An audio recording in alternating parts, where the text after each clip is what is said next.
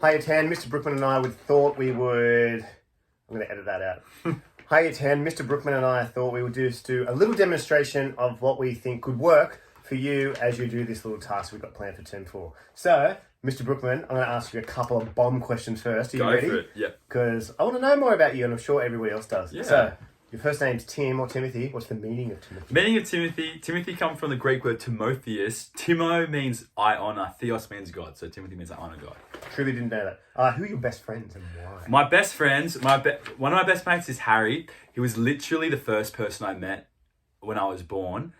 He was my age. He was 1 year old. We went through everything together. We went to the same preschool. We went to the same church. We went to the same school for 13 years. We travelled Europe together. We're still mates today. So he's my best mate. Oh, Harry. Okay. Do you play a musical instrument?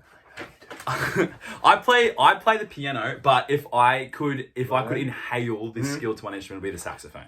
Oh, mine would be violin. No, cello. All right. Or do you Cello. speak another language? I feel you do. I'm on the scale of fluency for Spanish. True story. True Can you story. say something in Spanish just quickly? Hola amigos, ¿cómo estamos? Me llamo Tim. Señor Brookman. Good morning to you, Tim Brookman, too. All right. Best trip outside of Sydney. Best trip outside of Sydney, when I was 20, me and 5 of my best friends, we travelled Europe for 2.5 months. Mm-hmm. We backpacked. We went every single corner of that continent, and we just ran around that continent. It was a lot of fun. Oh, I love it. All right. Rapid fire. My turn. My turn. Yeah. All right, your turn. All right, Mr. Warrington, what is the meaning of your first name? Yeah, my first name is Damien, and it means to tame. Oh, yeah. Like this beard I've mustered. Which I have not. All right, what was your favourite toy growing up? Optimus Prime. I think you guys knew that already. I'm Oh, smashing him apart. Oh, yeah. True. All right, do you speak any other languages? I don't speak any other languages, but I know Biblical Hebrew and Oh, I cool. know Biblical Greek, which helps you to read like the Old and the New Testament. Yeah, that's sweet. I've got that much biblical Greek. I know you do. And I've got a smaller biblical Hebrew. See, Right. I got What what are your travel plans? What is your number one destination? Iceland. Oh, Iceland. I'd love to go there with Miss Manchester. Or she doesn't want to. I've got a bunch of mates who are very keen to go. Tick Boy and Mr. Gillette. They've already been. They've been there. That's They've already another been, story. yeah. Your best trip outside of Sydney was? I know. Well, I found this hard to narrow down. Probably Alaska or Israel. I went with archaeologists Yes. as well, who were atheists, but also with some theologians. Oh, awesome. Very rich. Yeah. Oh, sweet. Yeah. All right, Timo, what scares you? What are your fears? Oh, I think I should have known. Oh, honestly, my deepest fear, apart from like sharks, is not making the most of this life. That's actually my deepest Wow. fear. But before I was married, probably dying alone. So that's pretty deep. Oh, yeah, that's quite profound. What's something you love about NBCS? It's very cool. Yeah, I just love the people. And I know that's might sound like a nice. cop-out, but I think I just love the community here of staff because I've just got genuine friends.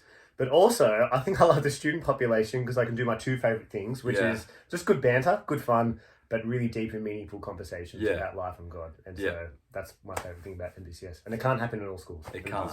Yeah. All right. Kudos to you guys. All right. Let's go. We're flipping over to the God question now, Yes. sir. All right. So when you guys do this, we'd love you to do the same thing where your answer is a percentage. So it might be a 50-50. It might be a 60-40. I think there's a God. It might be a 10-90 that I think there's, a God, which means 99. Sir, Yeah. out of 100, can you give us your percentage on your belief in God? Yes. Or not belief in God? Yeah. This one's a tough one. And the idealist in me would love to say 100. I think I'm probably 95 belief in God, 5% the other way. And thinking about why. Tell us about the 95 first. Okay, the 95% is that I've had convicted of the experience I have of God working in my life and the lives of others, and I've seen that tangibly, and I'm very convinced on that, and I'm convinced on the life of Jesus Christ, and I'm convinced of the evidence for the resurrection, and the way that the gospel, the message of Jesus spread from the point of his death and resurrection as well. So my 95%. My 5% is 5%.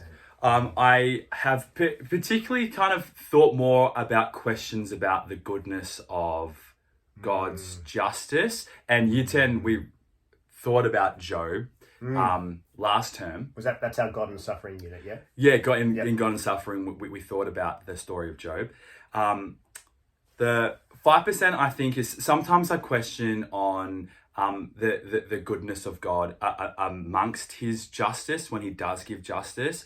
I encourage myself sometimes to like God does to Job, to recognize the narrowness of my perspective, my standing before God, which is as one of the many people He's created, before an infinite God you can't contain, and so I know that my understanding is limited, but still I have that niggle in my shoe, almost like a stone in your shoe sometimes, of questions about the justice of God. Have you ever been 100? I'm sure I have, yes. You have? Yeah. Have you ever been lower than 95.5? I would have, yes. Okay. Yeah. All right. So this is where you're at currently. This is where I am at currently. Okay. Yes. Some good reasonings. Very articulate, sir. Oh, thank you, man. Bravo, you. All right. Can I throw the question back at you, I'll Mr. allow it. Wellington? Yeah. Tell me about where the ratio you put yourself at believe in God. Okay, I'm not copying you because we spoke about this, but I am a 95. Yes, I think there's belief in God. There is, and a 5 no, or a little bit doubty. But I will say before I even answer my why, I think when I was like maybe 28, I would have been probably 40, 60. Yeah, Like 60% no. And even when I was 36, probably even 10, 90, because I actually had some tough things happen in my life and really questioned God's goodness, especially things around hell, if I'm being honest. Yeah. And when I found it, hard to think about His existence or, like you said, His justice or goodness like you. But now I'm not. Yeah, now we're not there. No, which you kind of hope for a senior Chapman. I'll speak to the 95 first. Yes. All right, so I'm a 95. I've got all these different kind of reasons. So I think there's a lot of historical accuracy and reason for Jesus' resurrection. And if Jesus rose from the dead, then it proves who He says He is, and then I can trust that He's God. I can trust what He says about the Bible. So I love the historical accuracy. Yeah. I actually haven't found, when I went to kind of maybe leave Christianity, I haven't found any better answers that are, didn't find any more better historical answers, better intellectual answers. When it comes to morality and objective morality, I just think Christianity provides just really the basis of objective morals. Yeah. And I think the big thing for me, even inside when I went to walk away, when I walked away, I had less peace, not more. I had more anxiety, not less anxiety. Yeah. When I walked away, I probably had less hope. Now I have more hope. When I walked away, I had less purpose, less meaning. But now under Jesus, I wake up with meaning and purpose every day. And because of Jesus' resurrection, like a destiny that's always there. Yeah. So and when I'm following Jesus, I think the fruit in my outer life is quite good. Yeah. So they're my reasons for. That's the 95. 95. Yeah. And the 5? I got the 5 now. Yes. You know what? It's not the goodness part. I actually really trust God's goodness, and He knows goodness better than me. My one now, probably I'm feeling like I was when I was like 16. My 5% of not being able to trust completely would be, I would just love to see a bit more of His intervention. You know, I am to go, that was definitely God. Not like, that could have been God, could have been a coincidence. I think I'm just longing to see like maybe some hardcore, obvious intervention more. Yeah. Not just in my life, but even some events across the world. Yeah. That's my 5. Yeah, okay. Now. Could change in another year. Yeah. Oh, thanks for sharing that. Thanks, man. Thanks for listening, everybody. All right, here we go. What time are we up to? 8. Heavy. 8:30. All right. Okay, and the last question I'm going to ask you, sir, is the society question. Yes. So, anything you're passionate about? We studied ethics, this year. Yeah.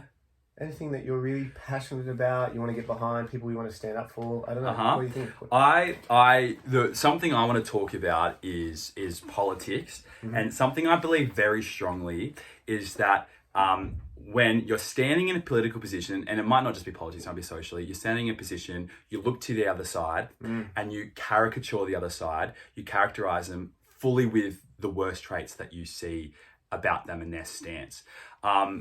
And it happens both ways. You look at the other side of the argument and people are so quick to just characterize the other side with the worst traits you see about them.